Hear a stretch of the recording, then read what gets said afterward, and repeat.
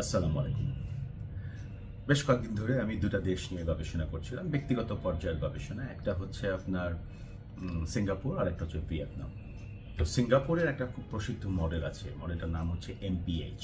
MPH, M মানে হচ্ছে meritocracy. Meritocracy মানে হচ্ছে প্রাধান্য দেয়া তার দক্ষতা, যোগ্যতা, রাদার দেন তার ব্যাকগ্রাউন্ড, তার চিন্তাধারা, তার আইডিওলজি। এটাকে বাদ দিয়ে তার দক্ষতা, যোগ্যতা, ক্রেডিবিলিটি, এই বিষয়গুলোকে প্রাধান্য দেয় সিঙ্গাপুর সরকার। 2 নম্বর হচ্ছে পি, পি ফর প্র্যাগম্যাটিজম। এবং সিঙ্গাপুর তাদের এই প্র্যাগম্যাটিক অ্যাপ্রোচের জন্য প্রসিদ্ধ। তার মানে হচ্ছে প্র্যাকটিক্যাল এবং রেজাল্ট ওরিয়েন্টেড পলিসি। প্র্যাকটিক্যাল এবং রেজাল্ট ওরিয়েন্টেড পলিসি, এটা সিঙ্গাপুর মানে করবেই। 3 নম্বর হচ্ছে এইচ, যার মানে হচ্ছে আপনার অনেস্টি, ইন্টিগ্রিটি। এটাকে সিঙ্গাপুর সবচেয়ে বেশি জোর দেয়, যে কারণে ওদের anti corruption system very very strong. আপনি honest, you have no fear, but আপনি dishonest, you have to see hell in this world. আপনি এই পৃথিবীতে থাকা অবস্থায় আপনি দোজক দেখতে পাবেন। সো এই এমপিএইচ একটা মডেল, যেটা সিঙ্গাপুরকে আজকে এই পর্যায়ে নিয়ে এসেছে। সিঙ্গাপুর ইনক্লুশনে বিশ্বাসী, ইনক্লুসিভ, সকলে মিলে একত্রিত, অন্তর্ভুক্তিকরণ, কেউ বাদ যাবে না। সিঙ্গাপুর টিভেটকে তারা সবচেয়ে বেশি জোর দেয়। টিভেট মানে হচ্ছে টেকনিক্যাল অ্যান্ড ভোকেশনাল এডুকেশন। ওখানে আপনি বড় বড় ইউনিভার্সিটির ব্যানার দেখবেন না, দেখবেন পলিটেকনিকের ব্যানার। গ্র্যাজুয়েশন সেরেমনি পলিটেকনিক করছে, টেকনিক্যাল এডুকেশনকে পাওয়ার দেওয়া হয়েছে। যার ফলে কি হচ্ছে, চতুর্থ শিল্প বিপ্লবের ছোঁয়াটা সবার আগে সিঙ্গাপুরের মতো দেশ, যাদের ছোট্ট ভূখণ্ড, সবকিছু আমদানি করে আনতে হয়, but one of the most powerful passport in the world, তাই না? আপনারা সবাই জানেন। নাও সেকেন্ড কান্ট্রি যেটা, সেটা হচ্ছে ভিয়েতনাম।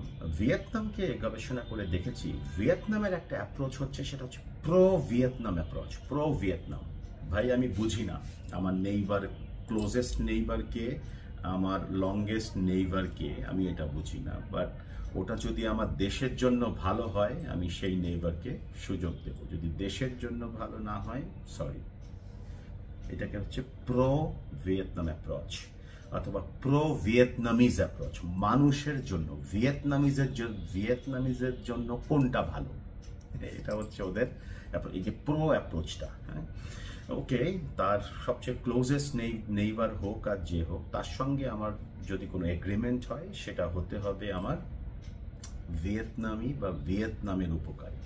সো এই দুইটা দেশের অ্যাপ্রোচটা আমি যখন পড়লাম, এবং আমি দেখতে পাচ্ছি ভিয়েতনাম প্রচুর গতিতে তাদের গ্রাফ, মানে ঊর্ধ্বমুখী গ্রাফ। আর সিঙ্গাপুর তো already one of the richest nation in the world. সিঙ্গাপুরের পাসপোর্ট যার আছে, তার জন্য পুরো বিশ্ব উন্মুক্ত। Now I am thinking about our position, বাংলাদেশের পজিশন যদি আপনি চিন্তা করেন, বাংলাদেশে জনসংখ্যা আছে যার গড় বয়স 26। আমি একটা ভিডিওতে বলেছিলাম, এবং সেই ভিডিওটা অনেক আপনারা পছন্দ করেছেন এবং অনেক রিচও আপনারা করেছিলেন। সেখানে আমি বলেছিলাম যে 26 বছর গড় বয়স আমাদের। Can you imagine? অ্যান্ড 2030 পর্যন্ত এটা সুফল আমরা পাবো, 40 পর্যন্তও হয়তো কিছুটা পাবো, বাট এরপরে আবার হয়তো ডিক্লাইন হবে। এবং সারা পৃথিবী, যেখানে যেখানে কম বয়সী মানুষ, সারা পৃথিবীর নজর সেদিকে থাকে। সো এদিক থেকে আমাদের একটা কন্ট্রোল নেবার একটা আছে। 2 নম্বর হচ্ছে জিওগ্রাফিক্যালি বাংলাদেশ খুব ভালো একটা পজিশনে আছে, যে কারণেই আসলে আমাদের দিকে বিশ্বের অধিকাংশ বড় বড় ডেভেলপ নেশন তাকিয়ে আছে। ডেভেলপ নেশন অ্যান্ড ডেভেলপিং নেশনের মধ্যে মূল পার্থক্যটাই হচ্ছে, ডেভেলপড নেশনে মানুষ নাই, ডেভেলপিং নেশনে মানুষ আছে। সেই লিস্টে আমরা আছি। নাও এখন আমরা সবাই মিলে কিন্তু একটা জিনিস বলছি, আমি অনেক লেখা পড়ছি, সেখানে বলছে আপনার নিউ বাংলাদেশ 2.0, এগিয়ে যাবার বাংলাদেশ, সেরকম অনেক টার্ম নিচ্ছে। এবং এখানে খুব দক্ষ একজন মানুষ, যে ইন্টারন্যাশনালি ভেরি রিনাউন্ড, বাংলাদেশের নোবেল লরেট।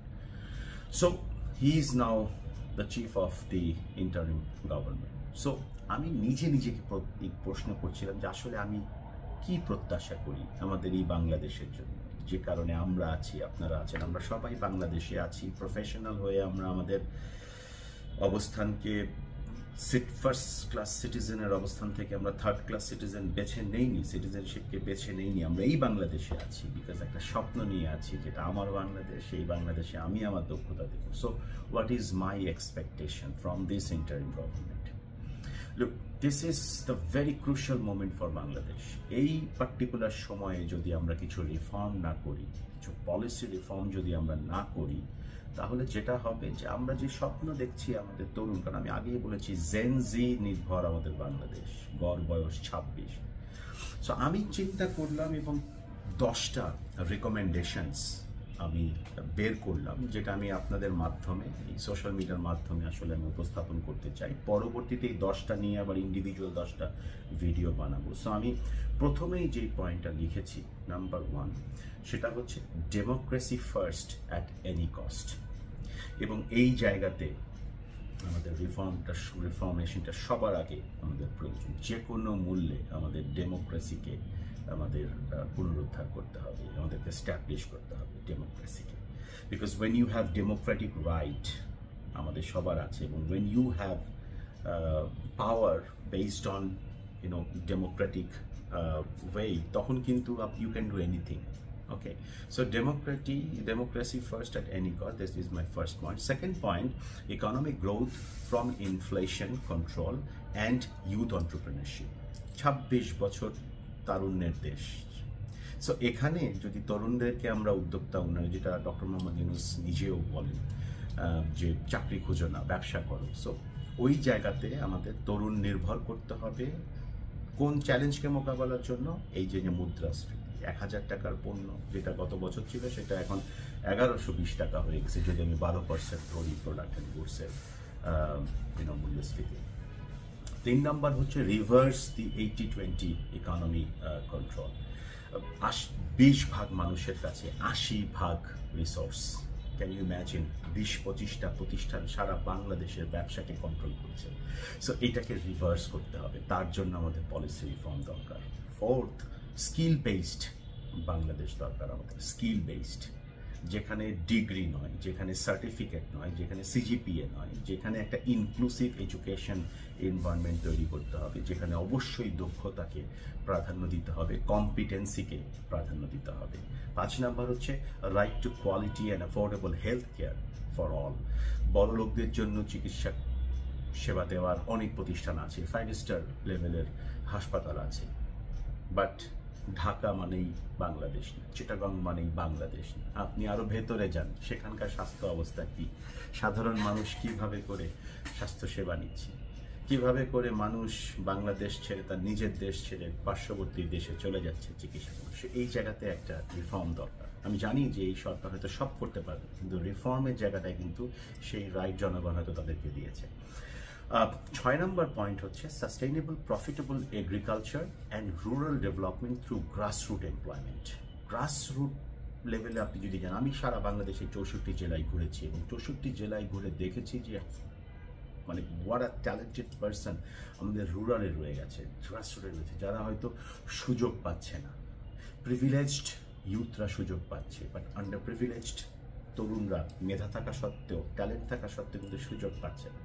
এবং এগ্রিকালচার একটা বিশাল বড় সেক্টর, বিকজ আমাদের মাটি উর্বর। এই জায়গাতে হয়তো পলিসি রিফর্ম করা যেতে পারে। 7 নম্বর হচ্ছে robust pro people infrastructure, connectivity and digitisation. মানুষের কল্যাণে যেন আপনার ডিজিটাইজেশন হয়, কানেক্টিভিটি হয় এবং ইনফ্রাস্ট্রাকচার ডেভেলপমেন্ট হয় এবং সবাইকে অন্তর্ভুক্ত করে। এখানেও আমাদের পলিসি রিফর্ম প্রয়োজন।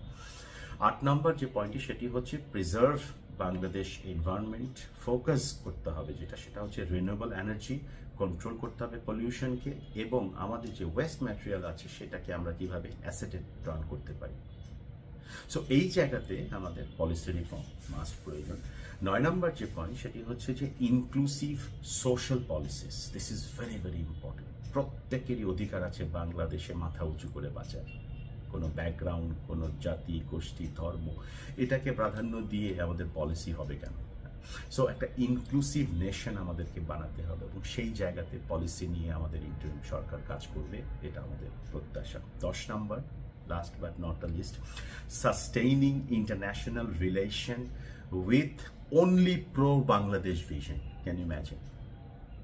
আমাদের সব দেশ দরকার, পৃথিবীর সব কটা দেশ আমাদের দরকার। আমি যখন গ্লোবাল এন্টারপ্রেনারশিপ নেটওয়ার্কের কনফারেন্সে যাই, গত বছর অস্ট্রেলিয়ায় গিয়েছিলাম, সারা পৃথিবী থেকে আপনার মানুষজন এসেছেন তাদের নিজেদের দেশের প্রো ন্যাশনালিজমকে সাথে করে নিয়ে। আমরাও গিয়েছিলাম, বাট আমাদের রিলেশনশিপটা যেন বায়াসড না হয়, সেই জায়গাতে আমাদের রিফর্ম আমাদের দরকার। সো এই ছোট্ট 10টা, এটাকে ম্যানিফেস্টো বলা যেতে পারে, এটাকে রিকমেন্ডেশন বলা যেতে পারে, এটাকে আমার ব্যক্তিগত প্রত্যাশা বলা যেতে পারে।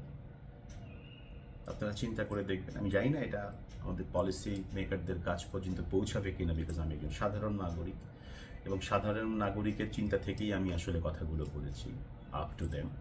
অ্যান্ড যদি পৌঁছায়, আলহামদুলিল্লাহ। ভালো থাকবেন।